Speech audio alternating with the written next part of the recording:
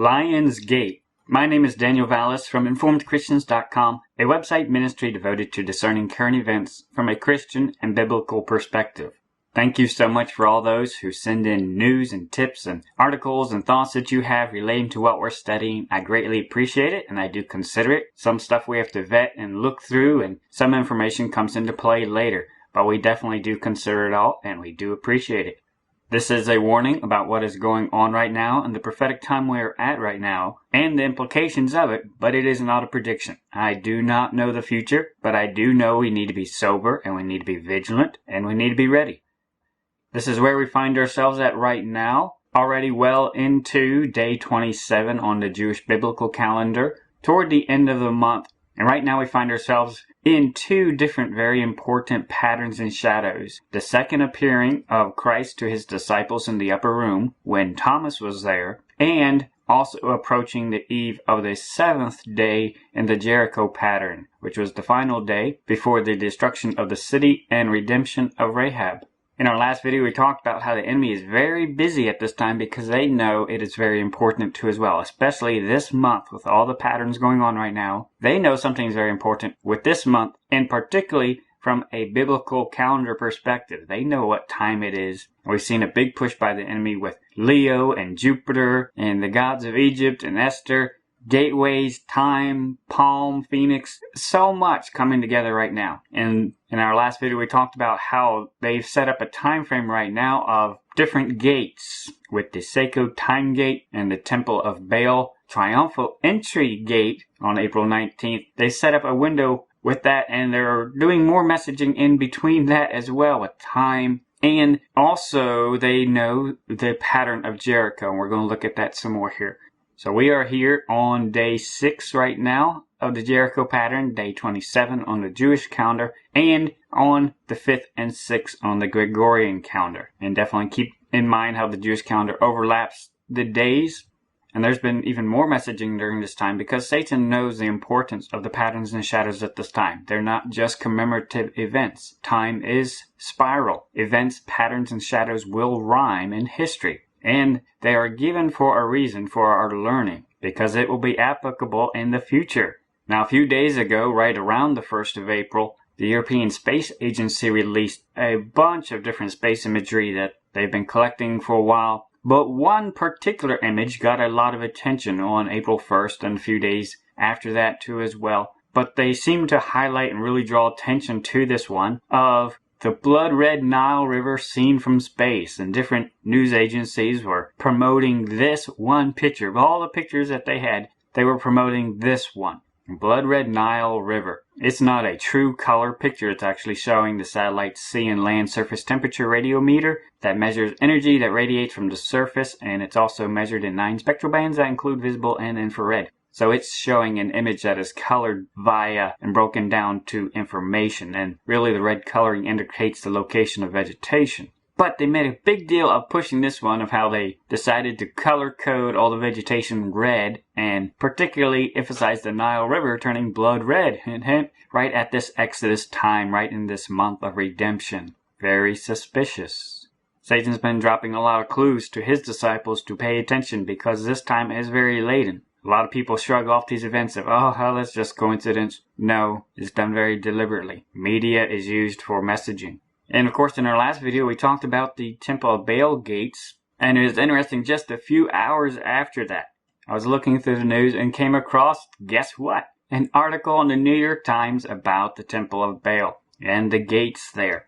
And this article caught my attention for several different reasons, because they show the Temple of Baal there in Palmyra, the city of palms, and they show the temple all around the gate destroyed and leveled. And we talked about the difference between the two. There's the triumphal arch at one end of the colonnade, and then the Temple of Baal and the gateway of Baal was at the other end of the colonnade. And this is what it used to look like, the actual Temple of Baal that was there.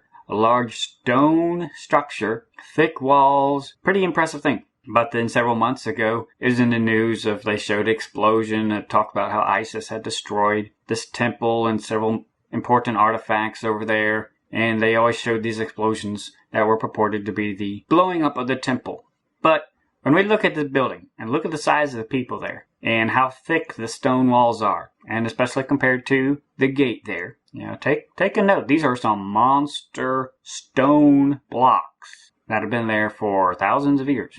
And then they show this picture of this is what it looks like today. And they say that, oh, ISIS, they just stuck a bunch of explosives inside that large stone temple with huge stone blocks, and they blew up the whole thing to smithereens. But somehow, this gateway survived. I'm no demolition expert, but that seems very fishy to me. That you could blow up a huge stone building right behind that archway and it not even really touch the archway. I'm calling bogus on parts of this story here that we're being told about it, and I find it very suspicious that the only thing remaining now is the gateway, which they have been drawing a lot of attention to over the past few months. When we scroll down on the article in the New York Times, and they were making a big deal of this, the very next pictures they show an artifact of a lion that was also kind of smashed in, supposedly by ISIS too as well. And this is the picture they had on their news story, and found it interesting that they didn't destroy the obelisk right next to it. Surprise, surprise. But they smashed in the lion. And the lion, it was to a pre-Islamic goddess at the time in past history, and they had reassembled it lately but destroyed it. But I find it very interesting that they're using this as a message right in context, right after talking about, oh, the gateway of Baal survived after they blew up this stone temple. This survived, even though it was only just a few feet from that. Oh, and then they also happened to smash in a lion. Hint, hint. Now, I'll be the first to tell you I do not trust at all the narrative with ISIS and whatnot and who's behind everything going on over there. We're definitely being told a whole bunch of baloney. But it's a narrative to get the world and geopolitical things in motion. So, when we see this messaging of these two very iconic patterns, the Temple of Baal gate surviving somehow, and this lion smashed in right next to an obelisk too, it's very suspicious. Especially at this time when we find this news article coming out immediately and directly between the two gateway stories that they've been pushing all along. Which brings us right in the middle of the Jericho pattern. Very suspicious. And then having the blood Nile right before that, a few days, they are getting Satan's disciples ready and reminding them there is about to be a gateway open. The son of perdition is about to be revealed. They know there's going to be one thing holding them up, and they're waiting on that too. But the son of perdition is about to be revealed. Their Apollo figure, their sun god figure. We've talked about this before, how they constantly push, and even at the Kodak Theater, where the Academy Awards are given out, the heart of Hollywood, is a huge Ishtar gate. And they make a big emphasis with the fallen angels and the Babylonian lions there too as well. These are monstrous sculptures there. Hollywood is 100% the tool of the devil. Do not sit at his table and enjoy what he has. We've talked about how they use it, a big theme in the Back to the Future concept with the Lion Estates and the Lion Gateway and going back in time. They're tying all these patterns together, because that's how they convey the messages to their disciples, and even they have whole media companies called Lions Gate. And do you remember what Katy Perry came in at last year, 2015's Super Bowl halftime show? Came in on a gigantic gold lion, representative of the Golden Gate, and we talked about this in our Time Discerning the Bible video, how they portrayed a gateway opening that she walked through with that. This kicked off last calendar year. The halftime show was on February 1st, and they were alerting Satan's disciples that that year ahead of them was going to be very pivotal because Jupiter was going to be entering Leo the Lion, and it was going to be leading up to a lot of pivotal changes last year. And the halftime show was getting them ready for that. And of course we saw the big push for lion on the Empire State Building where everybody could see it, one of the major cities. Right in context with Kali the Destroyer, darkness and time, death, destruction, tying those two together. There's going to be an opening of the gateway. It's all tied in context of the lion, Leo too as well, the timing of that. They know the celestial clock. They know sudden destruction's coming.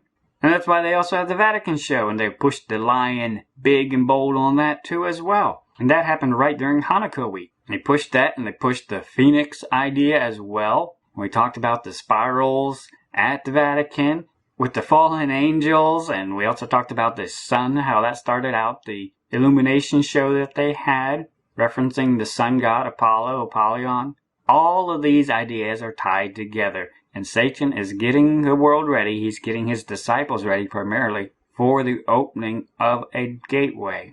There's been the big push lately with Leo, connection with the gods of Egypt, and Apollyon. We talked about this. Satan is blatantly pushing it when you know the patterns and shadows. He's blatantly telling his disciples what they are expecting. They know what time it is. Do we? We need to be wise as serpents, but harmless as doves. We should not be ignorant of Satan's devices. We should not be ignorant of prophecy. We should not live in a la-la fantasy world. It is high time to awake out of sleep. Our salvation is nearer than when we believe. It is time to cast off the works of darkness and put on the armor of light. It is time to get busy on things that matter for eternity and with our Lord, our beloved, our Redeemer, to focus on that right now because time is very short. The first time Christ came to fulfill prophecy was the triumphal entry, what we commonly call Palm Sunday, and he's coming again, and he's going to be entering through the eastern gate, and Satan knows he cannot go through that gate. He's not going to be able to do that even with everything he's going to be doing in the tribulation. He's not going to be able to go through that gate. But there is another gate in Jerusalem called the Lion's Gate, which he will probably go through in some type of show and whatnot, pretending to be the Messiah, pretending to fulfill prophecy. He'll probably do all that. And we see a lot of patterns and shadows leading up to that, and we find ourselves at a very, very important time prophetically, combining both the ideas of redemption and destruction. The month of redemption, the month of kings, the month of Judah is almost over. We have a celestial sign calling our attention to the patterns and shadows that go with it right at this time. And right now we are in the story of Rahab with her pattern of redemption and the destruction of Jericho coming tomorrow. And we talked about how she had responsibilities. She had the cord out of her window, and that reminded her of the promises of her redemption, but it also reminded her of what she needed to be doing. Joshua 2:17. And the men said unto her, We will be blameless of this thine oath, which thou hast made us swear. Behold, when we come into the land, thou shalt bind this line of scarlet thread in the window which thou didst let us down by. And thou shalt bring thy father, and thy mother, and thy brethren, and all thy father's household home unto thee. And it shall be, that whosoever shall go out of the doors of thy house into the street, his blood shall be upon his head, and we will be guiltless. And whosoever shall be with thee in the house, his blood shall be on our head, if any hand be upon him. And if thou utter this our business, then we will be quit of thine oath which thou hast made us to swear. And she said, According unto your words, so be it. And she sent them away, and they departed, and she bound the scarlet line in the window. She was given responsibilities that she had to take heed to. They told her quite plainly, we will be completely blameless and guiltless if you do not follow our instructions. We are coming for you, we will deliver you, we will redeem you, but you must be where you're supposed to be. Do not go out of your house during this time. Be ready, be where you're supposed to be. And they repeatedly emphasized, we will be blameless, we will be guiltless if you are not where you're supposed to be. Joshua 6:20. So the people shouted when the priest blew with the trumpets, and it came to pass when the people heard the sound of the trumpet, and the people shouted with a great shout, that the wall fell down flat, so that the people went up into the city, every man straight before him, and they took the city. And they utterly destroyed all that was in the city, both man and woman, young and old, and ox and sheep and ass, with the edge of the sword. But Joshua had said unto the two men that had spied out the country, Go into the harlot's house, and bring out thence the woman and all that she hath, as ye swear unto her. And the young men that were spies went in and brought out Rahab, and her father, and her mother, and her brethren, and all that she had. And they brought out all her kindred, and left them without the camp of Israel. She was a Gentile, living in the land of Canaan, so they made her camp outside of Israel. She wasn't an Israelite, but they would work on her immigration procedures later. And eventually, as we covered before, she would marry into the line of Judah, directly in the line of the Messiah. And that is a key part of the story in this month, too. Her role in the Messiah, the scepter, during all of this. But she was given responsibilities. Be where we told you to be, and have this cord hanging out your window. Now, as Christians, we are expecting a trumpet sound. We are expecting a shout. But likewise, just like Rahab, we are given responsibilities, and we are given very strict instructions for us to as well. Luke 17:28. Likewise, also as it was in the days of Lot, they did eat, they drank, they bought, they sold, they planted, they builded, But the same day that Lot went out of Sodom, it rained fire and brimstone from heaven and destroyed them all. Even thus shall it be in the day when the Son of Man is revealed. In that day, he which shall be upon the housetop and his stuff in the house, let him not come down to take it away. And he that is in the field, let him likewise not return back. Remember Lot's wife. Whosoever shall seek to save his life shall lose it, and whosoever shall lose his life shall preserve it. I tell you, in that night there shall be 2 men in one bed, the one shall be taken, and the other shall be left. 2 women shall be grinding together, the one shall be taken, and the other left. 2 men shall be in the field, the one shall be taken, and the other left. Christian, Christ gave explicit instructions that he's coming back during the days of Noah and Lot. And he described them for his disciples. He said they're going to be eating and drinking, living as though life goes on. The economy hasn't collapsed. They're going to be buying and selling, planting, building. They're going to be doing all this stuff because judgment has not started yet. It's looming right over them. They don't realize it. But Christ is coming back. He's going to be revealed right before judgment starts, right before the tribulation starts, when people aren't even expecting it. But he gave very clear instructions and warnings. He said, remember Lot's wife. She wanted to leave. She wanted to be spared from the destruction. She wanted to escape, yes, but she was left behind because her heart was with her stuff. A lot of people have a misconception of the rapture, how it's going to happen in a blink of an eye and it's going to be over and people are going to be wondering what in the world happened. It's not going to be like that. The Bible tells us that it's going to be seen as lightning from one side of the sky to the other when the Son of Man is revealed. The whole world is going to see that something is going on. The Bible tells us that the change of our body will happen in a moment, in the twinkling of an eye. But it describes that his process is going to be an extended process. You will see it, and there will be happenings. And it intimates here in this passage that people are going to realize and see him coming and descending. People are going to have time where they're going to consider their stuff in their house. Their riches, their phone, their pet, their money, their gold, things that they have grown attached to. They're going to have time, not much, but apparently they're going to have time to where they have the opportunity to turn back to what they love. And Christ gave his disciples the warning that he's coming when nobody will be expecting it, before judgment. But when he does come, we must have already severed our heart's ties to the things of this world. So that when he does come, we don't have second thoughts of leaving our treasure that we've built up here on earth. One of the strongest warnings is in verse 32. Remember Lot's wife. If we do not make ourselves ready, if we love this world more than him, he will be blameless and guiltless if he leaves us behind. Because we won't be worthy of escape. We're not making ourselves ready. Read Luke chapter 12. We don't have time to go over it here, but verse 34. For where your treasure is, there will your heart be also. Christ knows exactly right now where your heart is. Because he sees where you pour your money, your time, your heart, your strength, your mind, your soul, your spirit. Where do you pour yourself? Where do you pour your life into? He's watching you right now where you're pouring all that stuff in. That's where your treasure is at. That's where your heart is at. And if that's down here on earth, then don't be surprised if you're left down here on earth. In Luke 12, read earlier in the passage, he's talking about the rich man, the foolish man. He did not lay up any treasure in eternity. He was not rich toward God. We need to examine ourselves. Where am I rich? Am I laying treasure, time? Am I pouring my life into eternity, things that count? Or am I pouring my life into here and now? Because if that's where I'm pouring my life into, then I should not be surprised if I'm going to be left with what I love. Luke 12:45. But, and if that servant say in his heart, my Lord delayeth his coming, and shall begin to beat the men servants and maidens, and to eat and drink, and to be drunken, the Lord of that servant will come in a day when he looketh not for him, and at an hour when he is not aware, and will cut him in sunder, and will appoint him his portion with the unbelievers. He's talking about the Christians. He's talking about his servants, his disciples. He says, if you do not live like I'm coming back, then do not be surprised if I reappoint you. Do not be surprised if I leave you with the unbelievers during the tribulation. Verse 47, and that servant which knew his Lord's will, and prepared not himself, neither did according to his will, shall be beaten with many stripes. The Christians who are left here during the tribulation are going to be beating themselves over the head with how stupid it was that they did not live for eternity. Christ will be guiltless. Christ will be blameless. He has told us so many times what he expects of his wife, of his servants, of his disciples. Are we listening? Are we awake? We need to be awake because that requires and changes what we will be doing and what we will be focusing on. Verse 47, he emphasizes he's looking for the servants that know his Lord's will and prepare themselves.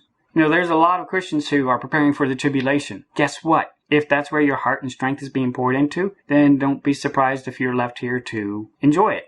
Christ calls us to lose our life, to throw our life and strength and money and time and all that we have into eternity, things that count for eternity. We must prepare ourselves. There's a lot of people who know the Lord's will, what he wants. But if they don't act on it, they will be reappointed with the unbelievers, and Christ will be blameless.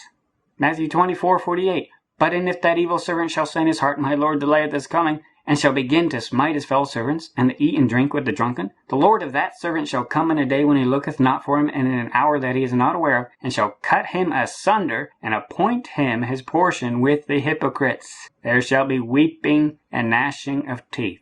Friend, I'm telling you this because I love you. I want you to be ready. I want you to prepare yourself. I want you to be victorious. I want you to be worthy. I want you to escape. I want you to be rewarded. That's what the rapture is. It's a reward. We must prepare ourselves. We must cut off things of our life that should not be there right now. We should cast off the works of darkness and put on the armor of light. The very next chapter goes straight into the parable of the 10 virgins. Christ wants us to be wise, to arise up, to do what we need to do, to trim our lamp, to make sure we are ready before he gets here. We need to have the cord hanging out our window, our lamp burning bright, living for eternity, wearing the armor of God. We need to make sure we are ready because there is the danger, there is the warning to remember Lot's wife. Rahab is a wonderful picture of redemption and deliverance right in this month of redemption, but it's also tied with the ideas of sudden destruction. We find ourselves on the eve of the Son of Man being revealed and the Son of Perdition being revealed. One of those two individuals is reigning in our heart right now. Either Christ is King and Lord in our heart and life right now, or the God of the world, the Antichrist, is already ruling in our heart, changing what we love, what we pursue, and what we live for. We have heard the trumpet call at midnight. Time is very short. Let us rise up. Let us trim our lamps. Let us go out to meet the Lord and be ready to trim off whatever holds us back from being ready when he is revealed. Serve Christ first and highest above all else. Maranatha.